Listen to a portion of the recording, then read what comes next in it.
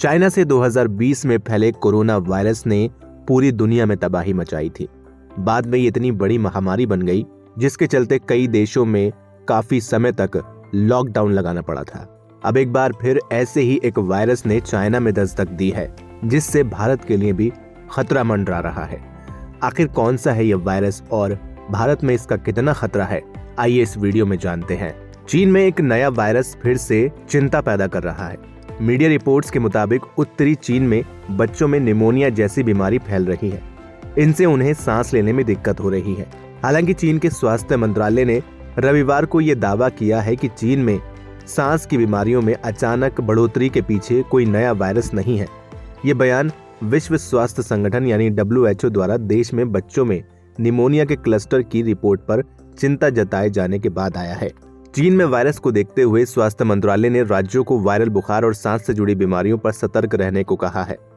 हालांकि ये सवाल बना हुआ है कि भारत को इस खतरे को कितना गंभीरता से लेना चाहिए। ये याद में रखना चाहिए कि 4 साल पहले चीन में एक नई बीमारी के लक्षण देखे गए, जिसे बाद में दुनिया ने कोविड-19 के रूप में जाना। आखिर क्या है चीन का ये नया वायरस? एक्सपर्ट्स के मुताबिक ये कोई नया वायरस नहीं है। चीन में H1N2 वायरस की वजह से इन्फ्लुएंजा फैला है। फिलहाल वहां ये कंट्रोल में बताया जा रहा है, लेकिन इसके मरीजों की संख्या तेजी से फैलती है।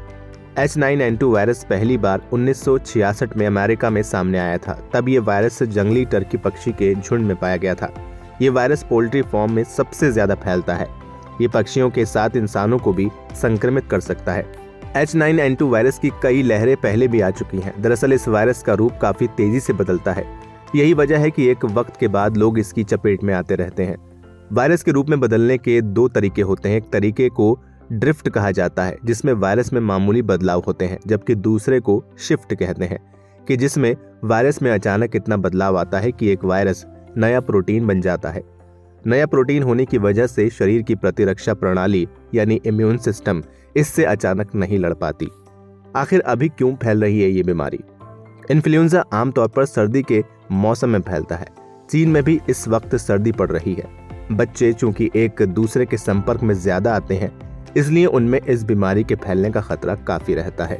तो चलिए अब जानते हैं इंसानों के लिए कितनी खतरनाक है ये बीमारी। H1N2 को इंसानों के लिए कम खतरनाक माना जाता है। इसके लक्षण काफी हल्के होते हैं। इंसानों के संक्रमित होने का सबसे पहला मामला 1998 में हांगकांग में सामने आया था। तो चलिए अब ये भी जानते हैं कि भारत को इस नए वायरस से कितना डरने की जरूरत है। इस वायरस के भारत आने की संभावना हो सकती है। इन्फ्लुएंजा समय समय पर दुनिया भर में फैलता रहता है, इसलिए भारत को अलर्ट रहने की जरूरत है।